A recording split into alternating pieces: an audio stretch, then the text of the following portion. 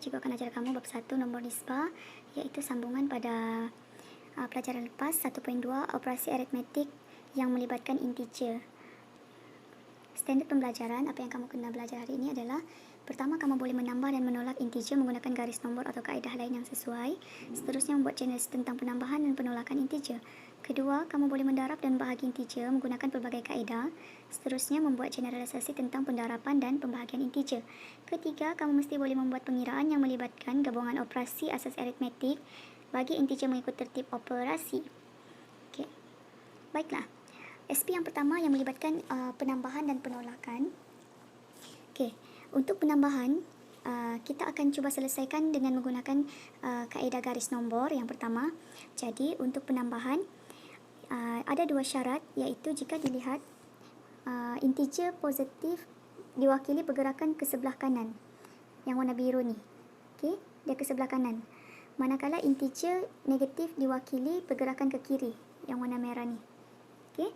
Manakala untuk operasi penolakan, integer positif diwakili pergerakan ke sebelah kiri. Ni dia terbalik, dia ke arah nombor yang semakin kecil. Manakala integer negatif pula diwakili pergerakan ke sebelah kanan. Okey. So kita tengok contoh. Okey. Ini adalah contoh, harap-harap boleh nampaklah. Okey. Selesaikan 8 tambah positif 3. Jadi apa kita buat? Penyelesaian A, 8 tambah positif 3, dia akan jadi, kita tulis garis nombor. Okey, garis nombor kita tulis 8, 9, 10, 11. Okey, yang mana di mana kita kena tengok dulu nombor 8 di depannya adalah 8 kan. So kita kena tulis 8 dulu. Okey, dan tulis dalam anggaran 3 nombor ke depan. Sebab tambah kan, penambahan mesti bergerak ke sebelah kanan, ke depan yang ni. Okey, jadi pergerakannya, kalau tambah dia bergerak ke kanan, so tambah 3 dia akan langkah sebanyak 8, 9, 10, 11. Dia jadi 3 kali. So, jawapannya akan jadi 11. Okey, macam mana pula kalau kita tambah integer negatif yang B ni?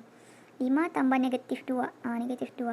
Kalau tanda negatif, kita kena wajib masuk dalam kurungannya. Okey, nanti kamu terkeliru sama ada tolak ke ataupun negatif. Jadi kita akan tulis dulu garis nombor. Garis nombor kita tulis dan kita tulis dulu nombor 5. Sebab ini 5 kan. So tulis 5 disebabkan kita akan tambah integer negatif, so kita akan bergerak ke kiri.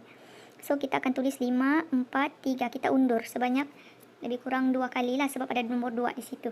Jadi kamu akan dapati penambahan integer negatif akan bergerak ke sebelah kiri. Dia akan jadi 5, 4, 3. So, jawapan akhirnya akan jadi, di mana anak panah itu berakhir, itulah jawapan terakhirnya, iaitu 3. Okey, seterusnya, kalau kita tolak integer positif, tolak integer positif. Okey, tolak integer positif, dia akan jadi, kita tulis garis nombor dulu.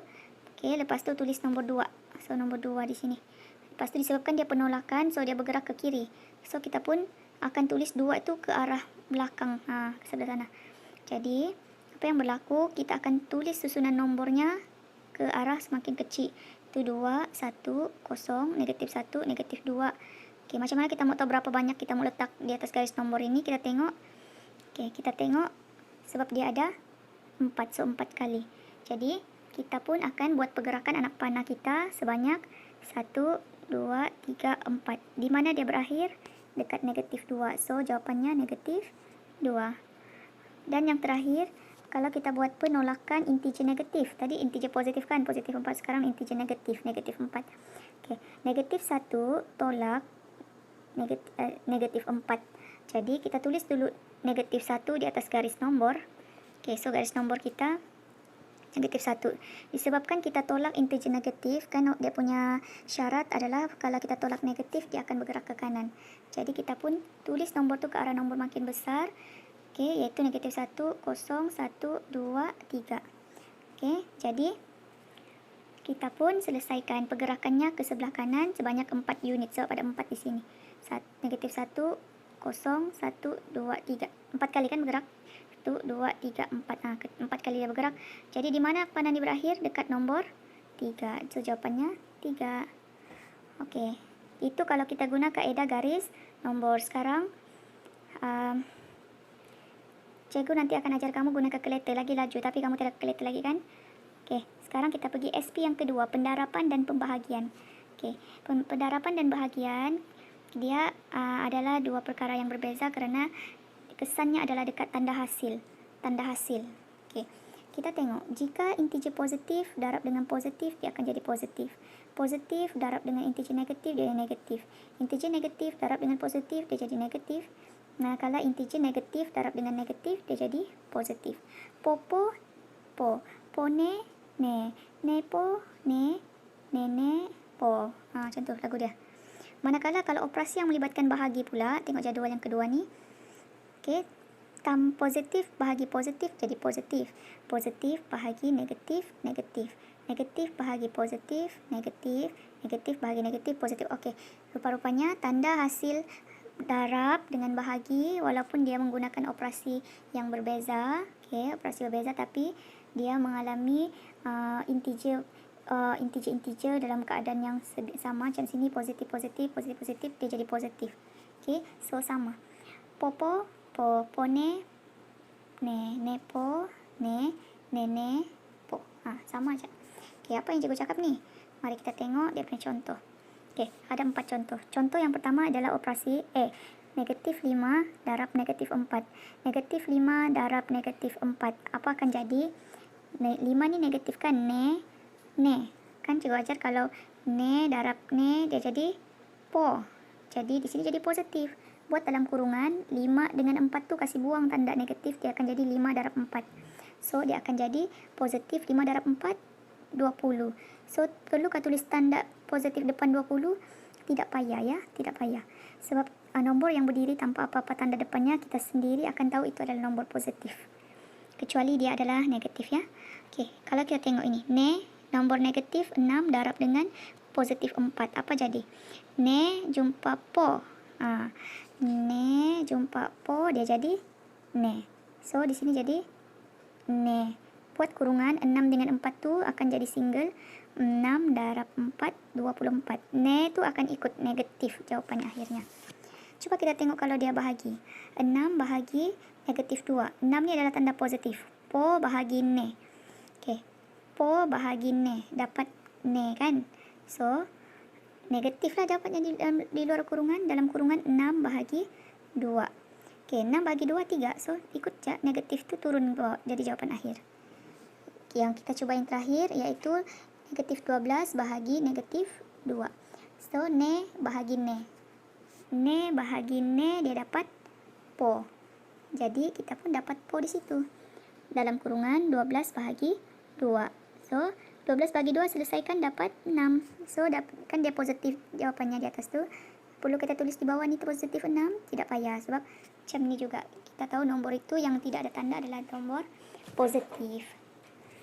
Okey, kita pergi SP yang terakhir iaitu gabungan operasi. Kalau di dalam satu soalan tu dia melibatkan ada tanda kurungan, ada darab, ada bahagi, ada tambah, ada tolak.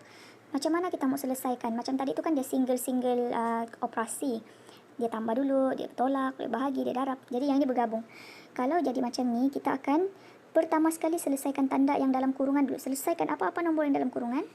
Okey, kurungan ni bukan merujuk kurungan yang tanda negatif ya, bukan. Kurungan ni maksudnya ada nombor yang berlaku operasi di dalam kurungan itu. Lepas tu baru kita selesaikan operasi darab ataupun bahagi. Selesaikan dari kiri ke kanan. Daripada kiri ke kanan. Baru kita selesaikan operasi tambah atau tolak. Okey, sekarang kita tengok contohnya. Kita ada 4 contoh. Kita tengok contoh yang pertama, A. Okey. Contoh yang pertama, A, iaitu negatif 8 darab negatif 2 tambah 3. Kan tadi jawab pertama kena selesaikan dalam kurungan. Dahulu kan dia bilang kurungan. Yang ni. Coba. Ni, tanda kurungan. So, soalan ni ada kurungan kan? Ada kurungan kan ni? So, selesaikan nombor dalam kurungan ni. Kurungan ni, kurungan ni. So, negatif 2 tambah 3. Ini operasi tambah tadi tu. Kasih selesailah. Tambah negatif 2 tambah 3. Okey. So, jawapannya 1. Okey, kalau kamu guna garis nombor, kamu akan dapat 1. Kemudian, kasih dalam kurungan. Sekarang dia tinggal, negatif 8 tu ikut turun ke bawah. Darab tu turun ke bawah. Yang dalam kurungan ni saya betulkan menjadi 1. Dia akan jadi negatif 8 darab 1. So, jawapan akhirnya negatif darab positif. Ne darab po, kan jawab tadi dia punya hukum akan menjadi ne, negatif 8. Ini wajib kamu hafal sudah tuh, yang ne, po, ne semua tuh. Okey, kita tengok soalan B pula. Okey, soalan B. 7 tambah 2 dalam kurungan negatif 3. Okey, di sini maksud 2 dengan kurungan ni. Kurungan ni sebenarnya bukan tiada operasi apa-apa berlaku dalam ni. Negatif 3 kan sendiri-sendiri je, tiada ada apa operasi macam yang ini. So, apa yang berlaku sebenarnya 2 dengan kurungan ini sebenarnya merujuk kepada operasi darab. Jadi kita kasih buka ni kurungan. Kita jadikan dia tanda darab. Dia akan jadi 7 tambah 2 darab dalam kurungan negatif 3. Cikgu, kenapa kurungan ini tak hilang lagi? Sebab kurungan tadi tu sebenarnya mewakili darab.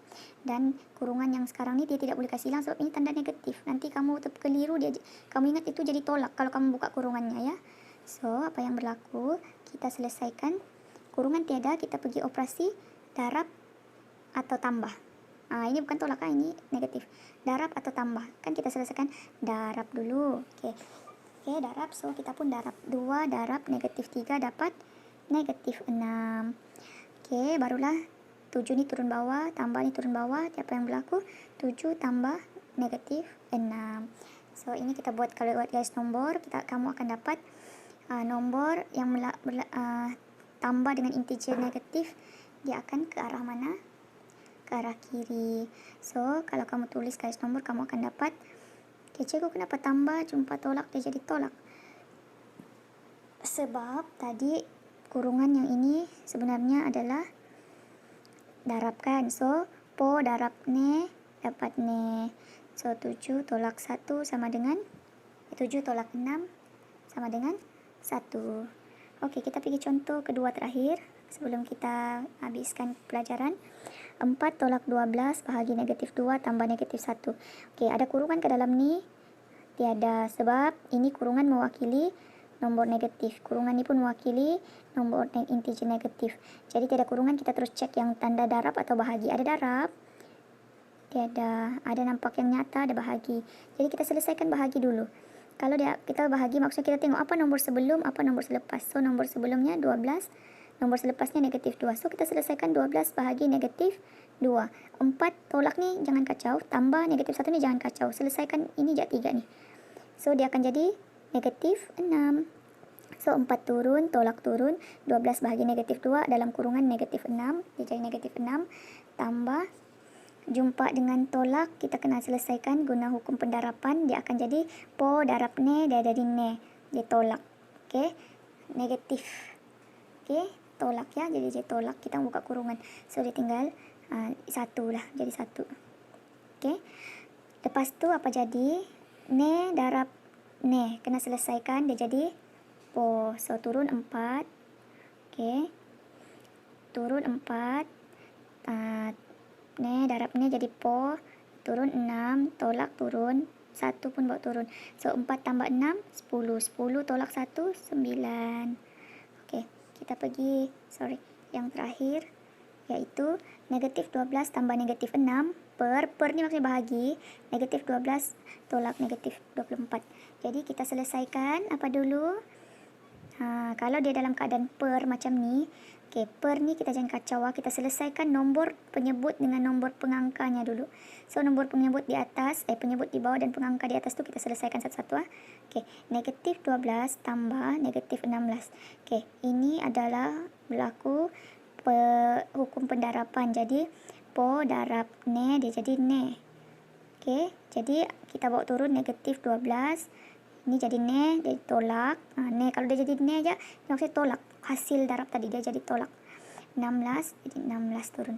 Manakala yang ini, negatif 22, tolak negatif 24. Ne, darab ne, dia jadi tambah. Okey, so, negatif 22 bawa turun.